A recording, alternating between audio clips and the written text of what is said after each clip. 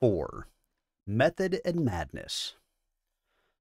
Lieutenant Sinclair, we intercepted a private channel between Star Colonel Ratash Osis and his aide. Stand by for playback. Smash, Stray. The entire facility. Without those greenhouses, we will be hard-pressed to feed the incoming forces. You warned him. Placing the decoy site so near our agricultural project. Aff, I did. But will Brendan Corbett take the blame for this? Neg, Star Colonel. With Lincoln Osis's death on Stronamecti, the Galaxy Commander will be our next Khan. He can do no wrong. Exactly. I will make these Surats pay. This I promise. You catch that, Lieutenant? Lincoln Osis, Ilkhan of the clans, died on Stronamecti. The Star League must be victorious. Now, what do you think the chances are that we can expect relief in time to do us any good? One hand shoving forward the throttle of his direwolf, the other easy on the main stick, Galaxy Commander Brendan Corbett burst through the thin strand of pine and topped the small rise. The enemy column of Freebirth Inner Sphere trash had spread itself along the wide valley, right along the path where he had predicted they would come. He had them by the flank. Tightening up his triggers, the Galaxy Commander lanced out with his set of 4 large extended-range lasers. The sapphire bolts slammed into the side of an Executioner Omnimech leading the line, splattering molten armor to the ground as Brendan Corbett drew first blood in this latest harassing maneuver. Corbett had hoped to put the Executioner down on one salvo, denying the Stravig warriors use of such exceptional technology. A few of the enemy mech warriors piloted captured clan Omnimech designs such as the Executioner. They may have dubbed it a Gladiator, just as they referred to his assault mech as a Daishi, lacking knowledge of the proper names. But it was still clan technology, and far above their deserving. Stolen from the Smoke Jaguar homeworld of Huntress without doubt. He clenched his jaw in a mixture of anger and no small amount of shame as the Executioner managed to keep its feet and return fire with its Gauss rifle and paired lasers. Shame, not for the Omni's strong armor, but that it was in the possession of the Inner Sphere at all. The damage caused when the large nickel-ferrous Gauss slug punched into the right leg of his direwolf was nothing compared to the knowledge that the Inner Sphere now controlled the Jaguar homeworld. Yet he had known it would happen. Forced from the Inner Sphere, chased from the Inner Sphere. The Galaxy Commander arrived back in clan space to find out another task force had already landed on Huntress. Right then he saw the death of his clan, unless someone worked to preserve it, unless he fought to ensure the Jaguar lived onward. That Huntress fell validated his choice to regroup on Tranquil, to resurrect the clan even as it entered its death throes. It did not make the situation any more palatable. The rest of his star stepped up to flank Corbett, a pair of Timberwolves, a Cauldronborn, and a Warhawk. Though faster than the direwolf, none of his starmates would ever think of usurping his position in the lead.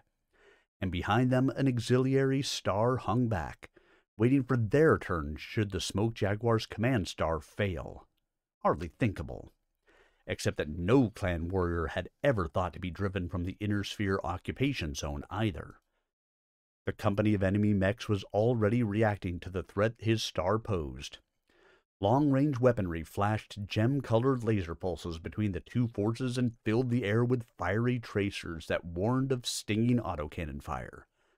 The silvery blur of another Gauss slug flashed past his canopy ferroglass, impacting his right shoulder and raining more metal fragments to the ground. Corbett hardly blinked at how close death had visited with the near miss of his cockpit. His next salvo of lasers again sliced into the Executioner's left side, this time working its way through the armored sleeve of the arm to stab into the barrel of the deadly Gauss rifle. Acceleration coils exploded with stunning force, reducing the arm to a metal stub that poked from the shoulder of the man-shaped executioner. The Galaxy Commander slapped at his shutdown override as the Omnimech's heat scale jumped far into the red band. The executioner turned and ran for the safety of low hills on the other side of the valley. Just as the Galaxy Commander had predicted. Just as it had in the previous 2 battles. "Let them go," he ordered, hot coals burning in his lungs as he sucked in great breaths of the scorched air. He turned his lasers against a smaller Owens, which lagged behind the main company as they all followed the executioner. 2 of the sapphire lances scored into the small mech, coring past armor and into its back, but unfortunately finding no critical equipment. Then his enemy was gone, and his star held the field, alone. With the inner sphere forces commanding faster mechs, the Jaguar leader had little choice but to hunt them this way, harrying their advance toward the peninsula and taking them one small piece at a time. It didn't matter. In the end, he would have them all. They would never make contact with the survivors of the first dropship. The few mechs still operating on the peninsula were easy targets for Ratashosis. Well, Brendan Corbett claimed the greater victory, and the greater glory, by smashing this stronger company. Could he make all 12 kills personally? Perhaps that would be the crowning achievement here that would vault him above all others when the Smoke Jaguars finally chose a new Khan. Finally chose him as the new Khan. Strength. Because that was what mattered. Strength and individual achievement. It was the way of the clans. Good news, Lieutenant. We've made 2 more contacts. Apona Ree from Team 3 and Keith Andrew from your own commando. Apona Ree is northeast of our position and moving to rendezvous. She was first from Commando 3 to drop, but with her survival confidence is now high that we might find others and maybe even the Black Hammer itself. Misery loves company. Isn't that one of Blake's old sayings? Thank you, Dominic. I'm sure we all appreciate the sentiment. Keith Andrew actually grounded inside Operations Area 3, where the Eclipse commandos were all supposed to drop. Currently, he is limited in movement by heavy clan patrols. The rescue company is working their way in to break him free. They really need us to take some of the pressure off them, Lieutenant. I think Keith is in trouble up there. The dark of the massive cavern was broken by large lighting systems used to flood the underground facilities with artificial day. Where the lights did not reach, Connor Sinclair relied on his new Orion's thermal imaging to chase enemies into the shadows and back out again. Mashing down on the firing stud, his autocannon fire hammered into the discovered convoy's last half-track hauler. The 80mm slugs punched large holes through the drab gray armor siding and hood to wreck the engine. He was careful to avoid the fuel tanks and the cloth-covered back of the hauler. Preferred to not risk an explosion in this underground cavern, unsure of the ceiling's strength, as well as being concerned with the report Sorensen recovered earlier that placed corrosive chemical storage tanks somewhere down here. It wouldn't do to have them go up in a sympathetic explosion. Also, and just as important, was taking care with the salvage that raiding the destroyed convoy would bring. The commandos' mobile field-based vehicles were moving in from the main entrance and would transfer all usable materials and equipment to their own cargo space. Having already run through provisioning provided on the original mission specifications, if the remnants of Team 1 were to continue operating, they would depend heavily on such raiding techniques. He noticed as the half-track driver bailed out and ran for the protection of a jumble of rocks piled against the cavern wall, and let him go. A clan laborer caste worker, he was no threat to the mission. The Puma and the Shadow Cat twin to Dominic's own Omnimech, however, were. Gamma Base, what is your situation? Ratash Osis again, his voice identifiable even through the breakup caused by intercepted transmission and the meters of rock currently above their heads. Osis was becoming a fixed personality in clan comms traffic. Star Commander Isark, respond! Gamma Base, respond now! The Star Commander is dead. We are heavily engaged, Star Colonel.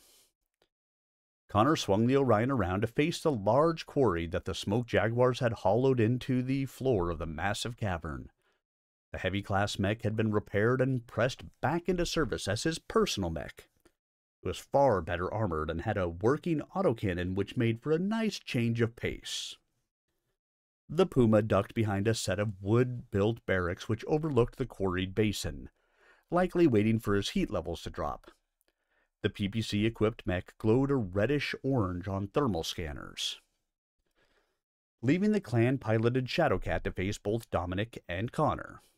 Where a clan warrior might never interfere in a duel, the Inner Sphere officer knew that such ideal warfare had no place on a 31st century battlefield. He added a flurry of autocannon fire and twin medium lasers to Dominic's Gauss rifle, the combined barrage savaging the front armor of the clan Omni and driving it back against the barracks. One wall was staved in by the Shadowcat's shoulder, but it helped the warrior keep to his feet, where otherwise he would have fallen. A burst of static in his ear warned him of a new smoke jaguar transmission. Delta Point, stay hidden. Wait for it. Sounded like more elementals, the powered armor infantry troops the clans had devised. So far, the Damocles commandos had run into them just once. An annoyance when alone or in pairs, the battle armor infantry could be devastating in numbers. Keep your eyes open, Dominic. Watch for toads. The caution came a second too late. Dominic had walked his Shadowcat forward to finish off his opponent, stepping within 10 meters of the quarried depression. Rising up from camouflaged holes and mounds of hastily piled ore they came. 2 points. 10 soldiers wearing their power-assisted armored suits. Half of them launched a coordinated missile salvo at the Orion, which weathered the storm, but not without sacrificing more of its precious armor. The rest swarmed at Dominic's Omni, tearing into its armor with their claws and thrusting small lasers into the rents to burn at the internal structure. One fell under the Shadowcat's feet and was crushed. The mech warrior wisely chose to distance himself from the trap before more elementals fastened to him, and dodged aside. The clan Shadowcat pursued. Enemy has advanced to barracks area, a clan warrior warned. A voice tickled at the back of Connor's memory. The Puma's pilot. He had almost forgotten about the deadly light design in the face of the elemental swarm. It had backed in behind the barracks building, and in a few seconds would be in perfect position to strike out at an unsuspecting Dominic Payne. Throttling into a fast walk, Connor ignored the elementals and aimed the massive Orion at the barracks. Wood and iron nails, no matter how well constructed, could never hold up against a determined battle mech, especially one with 75 tons to throw around. The wood splintered with rifle shot echoes Connor heard even buttoned up in his cockpit. He kicked and shoved his way through, bulldozing the 2-story building and then stepping out into the blind alley right behind the Puma. The emerald pulses of his 2 medium lasers flayed at the weak rear armor of the stoop-shouldered light mech. The short-range missile pack riding his left shoulder hammered 3 of its charges home, expanding the destruction and leaving the Puma bare to the Orion's autocannon. He toggled for clustering ammunition. The Kaliyama LB-10X selected its alternate feed system, loading and firing special rounds that fragmented to shower the Puma with hundreds of smaller submunitions. Many of these found the gaps already melted and blasted into the armor, striking deeper to chip away at critical equipment. A grayish-green cloud erupted out the back of the Puma as a heat sink shattered and spewed precious coolant. Then the Omni shook violently as its gyro was assaulted by the shrapnel, losing its balance and dropping to the ground as if Connor had reached in and snapped its spine. Outside the short alley, 2 Shadowcats lurched by, one still bearing 3 elementals, but both trading vicious punches with their left-arm Gauss rifles. The clan warrior could not have missed the loss of her companion. She didn't. "Enemy is advancing. Mech warrior Travis lost. Star Colonel Osis, please advise." Although Connor couldn't see what Ratash Osis hoped to accomplish over comms with 1 mech and a double handful of elementals to work with, he couldn't help the sinking sensation that suddenly clawed at his stomach. Something he was missing. A strategy he hadn't considered. The desperation that might be driving Ratash Osis. "All units fall back to the chemical plant. Go!" No doubts colored the Star Colonel's order. "Target the storage tanks and flood the chamber with the corrosive waste. No more failures. No more excuses. Do not let those Surats out alive." "Oh, you've got to be... Lieutenant, you have got to stop them." Dominic's stunned outburst was cut off as Sorensen overrode his transmission from the mobile field-based vehicles. "If those tanks blow, we're finished." Exactly what Connor had thought the instant he heard Ratash Osis's order. In the confines of this underground complex, rupturing large tanks of corrosive and poisonous gas would ensure no one made it out alive, warrior or worker. Inner Sphere troops would have almost certainly refused such an order. Besides being borderline inhumane, martyrdom held appeal for so few.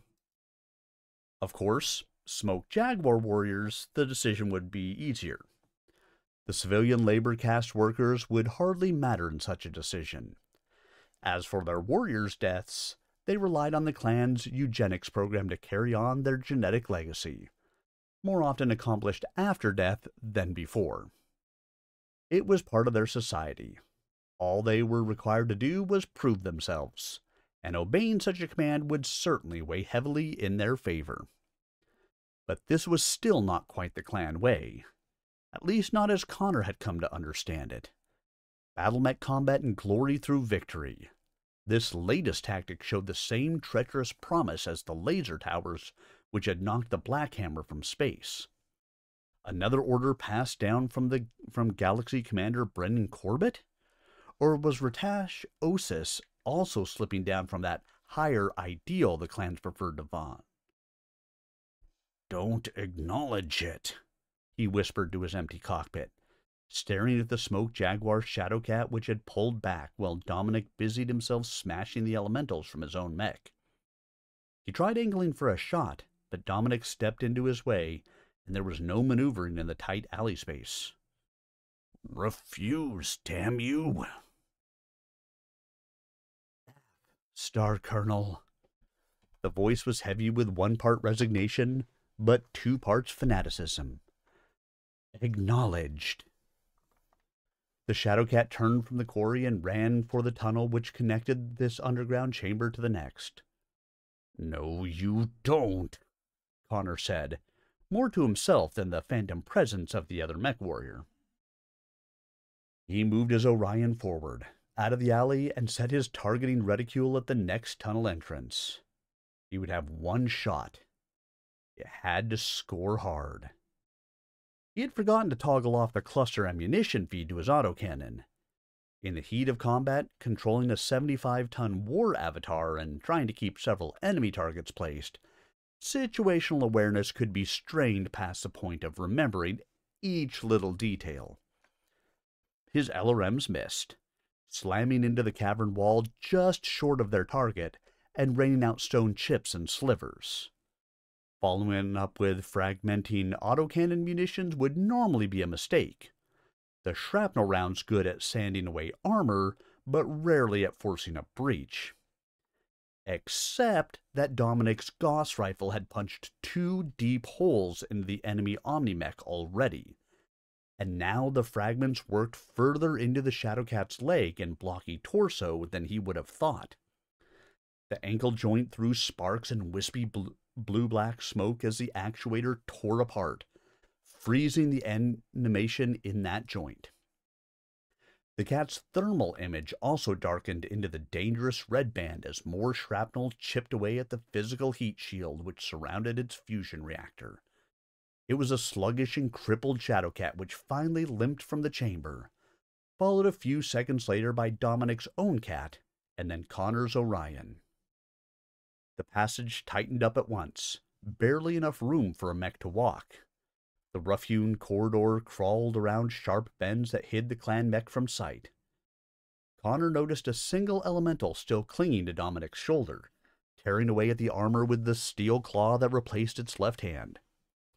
He targeted it with a single medium laser, careful not to hit his landsmate. The ruby beam sliced into and through the elemental's leg, amputating it at the hip.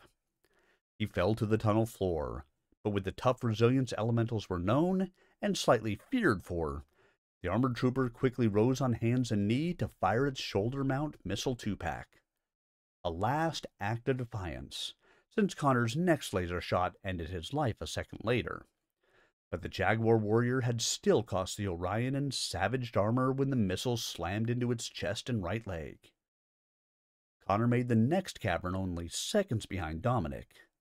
An extensive 3-story factory complex had been built to cover most of one wall, spreading vertically so as to leave the floor open.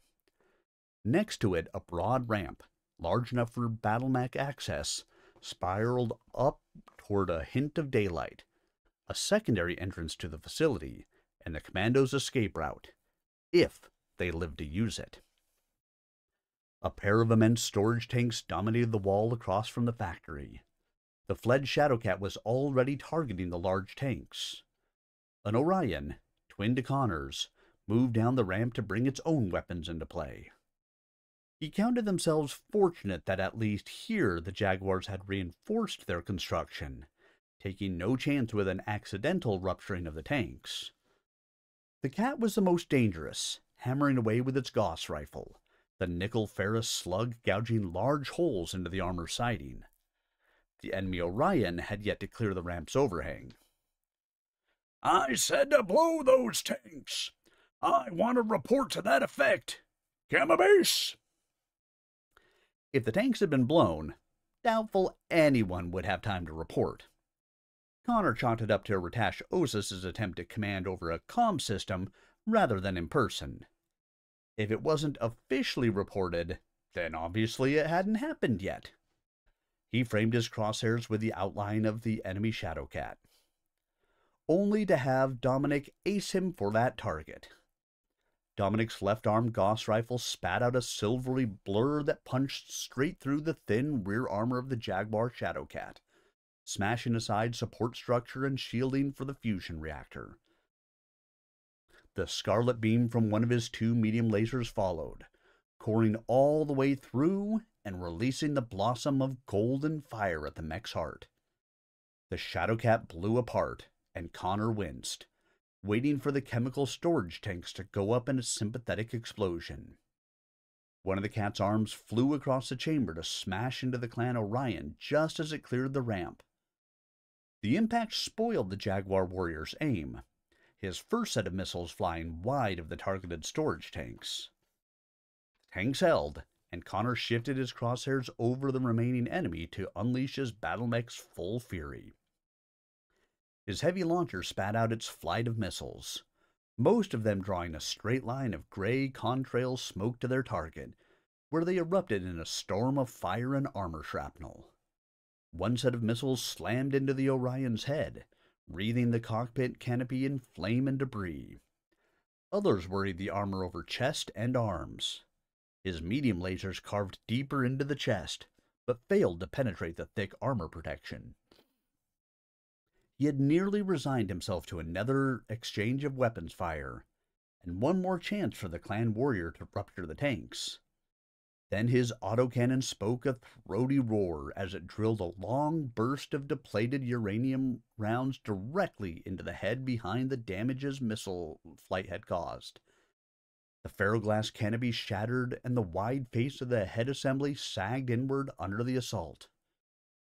The battlemech toppled backwards, slamming into the ground, a smashed ruin of its former strength. "On your right, Lieutenant!" Dominic's warning announced the arrival of the remaining elementals, who had lagged behind the charging battlemechs, but were no less motivated in carrying out their final orders from Star Colonel Ratash Osis. After 2 mechs, picking off the 5 remaining battle-armored troops seemed to present an easy challenge. It was only when one made it close enough to score the tanks with a laser that both Damocles' commando warriors realized the game at which they still played. Fire intensified for a few seconds, and then Dominic was putting down the final elemental with his paired medium lasers. "That should be the last of them," Connor said with relief. "We're clear." And apparently none too soon for Dominic. "Can we get out of here now?" the other mech warrior asked. A burst of static heralded another transmission from Osis. "Gamma Base, you will respond!" The Star Colonel was still looking for verification the commando had been stopped for good. Dominic's Shadowcat pointed lasers and Gauss rifle at the ceiling, as if he could target the Star Colonel wherever his command center might be. "I'd like to respond, all right. Now they're willing to kill their own civilian workers to get at us. Whatever happened to the old clan idea of honorable combat?" Sorensen answered the question with frank seriousness. "When your back is to the wall, Dominic, people do what they can to survive. Corbett is wearing under the strain of a dying clan. Now Ratash Osis is feeling the pressure from above as well." "Gamma Base!" "I could transmit a report to the Eclipse on an open frequency," the corporal offered. "Let him know he's failed again. Clan officers tend to take that kind of news rather hard." Connor considered it just for a moment. In a way, it would be satisfying, rubbing his enemy's nose in it. In the fact that the desperate tactic had not only been of questionable merit, but that it had failed utterly. Then he lined up his first shot against a factory complex. A communications facility, his computer identified it. Obviously empty, since no one had told Osis of the failure. "No," he said, squeezing into his shot. "Let him wonder." The holographic map stretched from floor to ceiling in Ratash Osis's planning room. The projector hummed a soft contrast to the growls rumbling in the Star Colonel's chest and throat. The hollow image currently displayed a 2-dimensional colored map of the peninsula, decorated with small pinpricks of white light to represent smoke jaguar forces, and red flags where reports confirmed enemy troops. Near the base of the peninsula, in the shadow of the Cascade Mountain Range, which cut the northern stretch off from the main continent, a single shining star showed his position in Durgan City.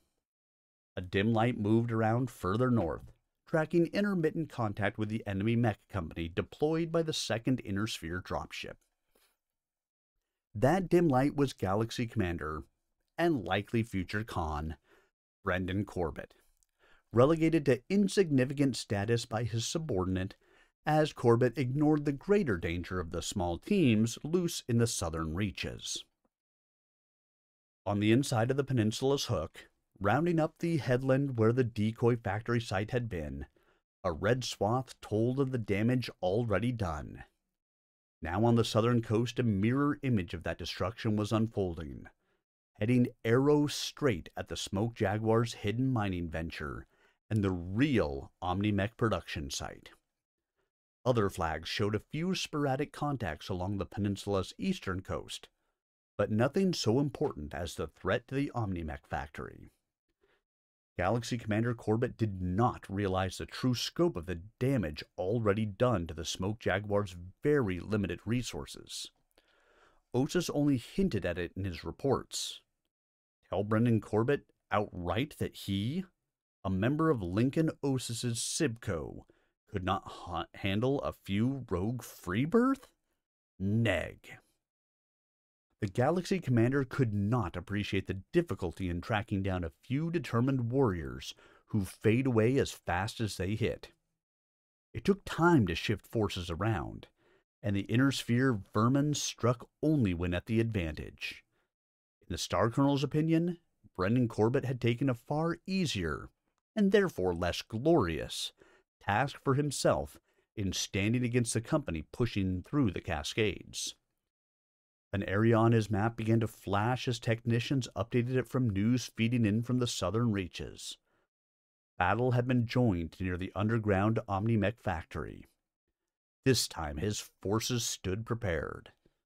Ratash Osis had managed to shift an entire frontline star into the enemy's path, manned by a set of his best warriors in that region.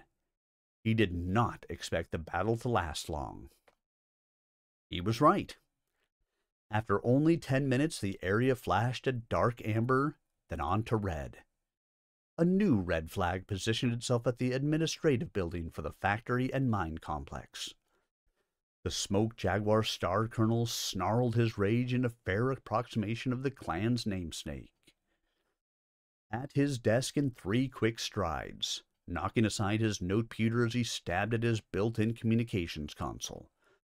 The trembling technician who fielded his request made 2 wrong connections before establishing both an audio and visual link with the factory. Ratash Osis filed a mental note to have the tech replaced even as Star Commander Drevin, the warrior in charge of the factory's defense, made his report. The technician was mercifully forgotten as a new rage gripped the Star Colonel. The entire star? Lost? Incompetent Surats! I am surrounded by the dregs of the iron wombs! I should have you all wiping the noses of Sibco brats, not commanding battle mechs. Drevin quailed but then rebounded. We will hold them, Star Colonel. You will destroy them, or your legacy dies with you. Is that clear, Star Commander? Use your charges and seal the mountain. If you have to bring it down on top of you, those vermin will not escape. Quiaff! Half, Star Colonel, half! Ratash Osis disconnected with another violent stab at the console. With more thoughtful motion, he sent orders through his note pewter to ready his personal mech and alert his star that they would be taken to the field at once. They might destroy the factory, he admitted to himself in the security of his planning room. If they might. If they do, it proves them dangerous to the point that even Galaxy Commander Corbett will have to take notice. The warrior who brings him down will be positioned for great things as the clan reforms here on Tranquil. Command of a galaxy? The position of Sa-Khan? What might not be within reach? He stood and strode from the room with deliberate energy. I will be that warrior, he vowed.